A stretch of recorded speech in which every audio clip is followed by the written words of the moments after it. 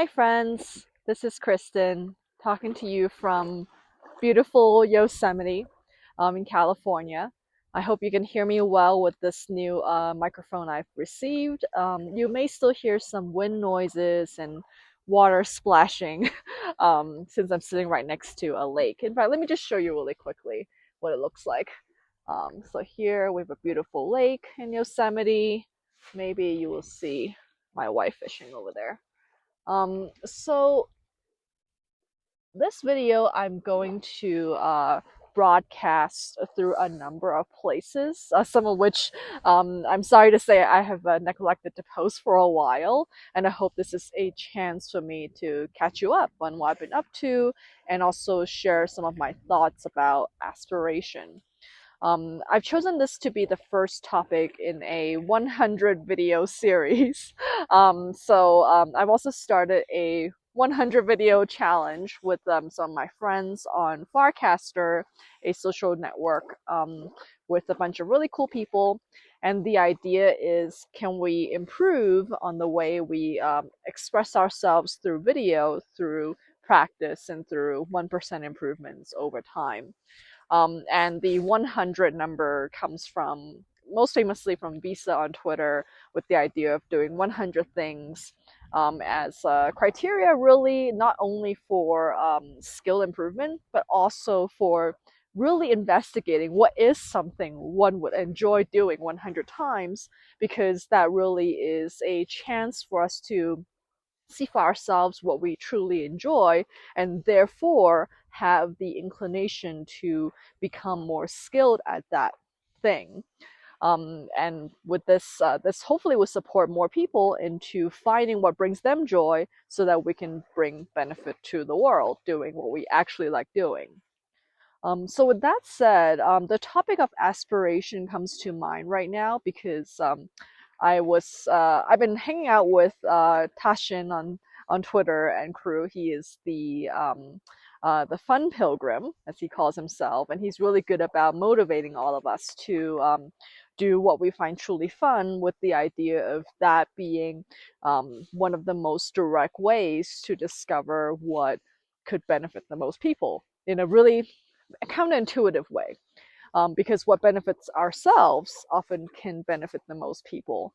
And it is not like a selfish thing to think this way. It is actually immensely practical, and also decreases the division that we have in our minds between like us, ourselves, and the others.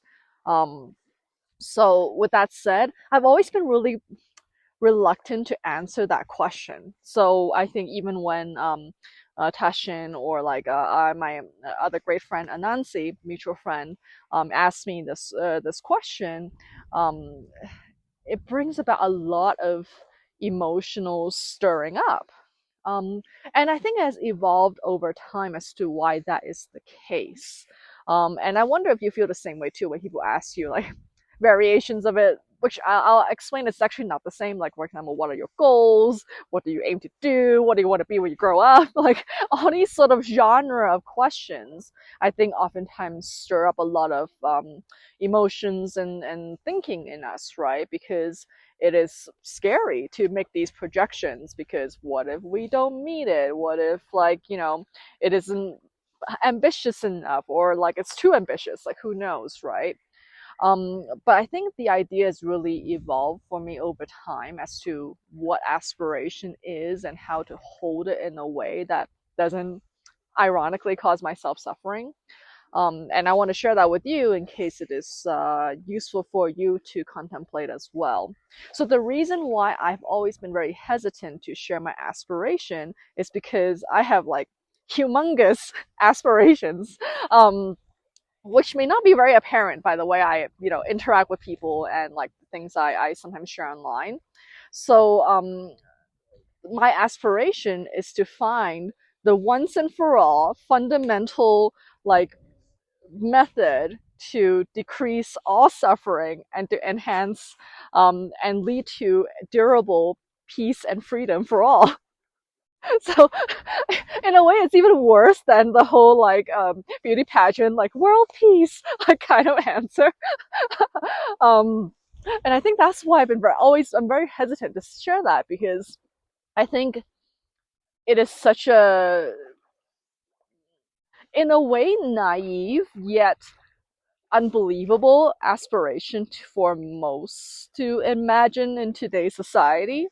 I think right now, for many of us, myself included, like being in a capitalist society, like there isn't much room for the kind of aspirations most people can realistically imagine themselves doing, right? Like we have to make a living, we have to look after like our loved ones. There's just so much going on, and I feel like I have arrived at this aspiration through living a life that had historically been very chaotic, and like, you know, living with like aging and like physically ill parents.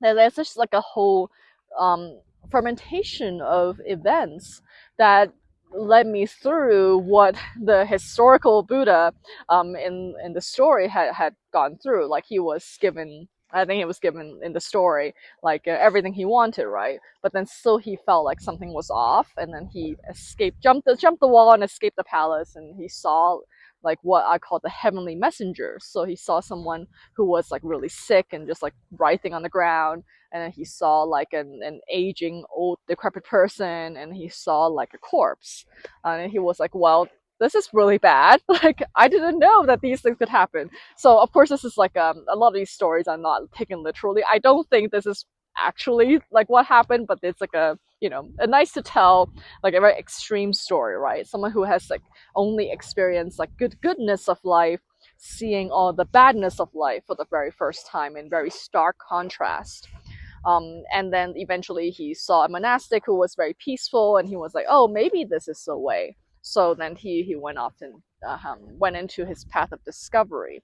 So I feel like the reason why this is a fundamental story in Buddhism, and in other religions as well, that have a lot of like internal goals, is the idea that whatever that happens in life, even if you have like all the money in the world, eventually you would get old and sick and die, right? Of course, as you know, Brian Johnson trying not to do that, but then like for most of us, that's inescapable. And even those who are really rich, as we have seen through like online media, like they still suffer from like family issues and all of that. So it seems like there still hasn't been this like level of fundamental safety that's possible, or for most people to pursue.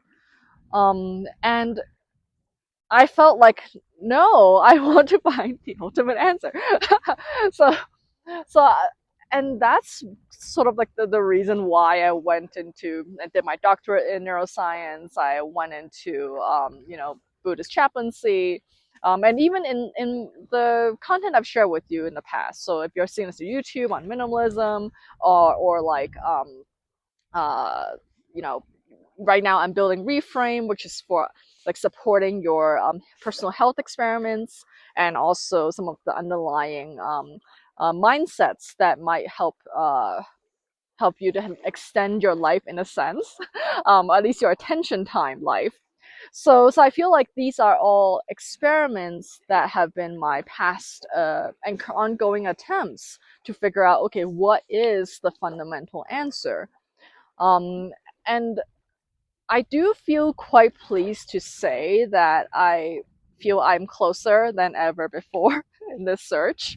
Of course, you know, I haven't become enlightened yet in this, like, you know, secretly or something like that. But I feel that a lot of the investigations I've done internally have led to me being happier than I've ever had before in the past, you know, number of years of my life. So so I feel like in this 100 video series, I do want to talk about, okay, some of the paths I've gone down that were not fruitful, and some of the paths that I'm still like, you know, now continuing further, because I do find it super fruitful in addressing this issue of fundamental peace and freedom.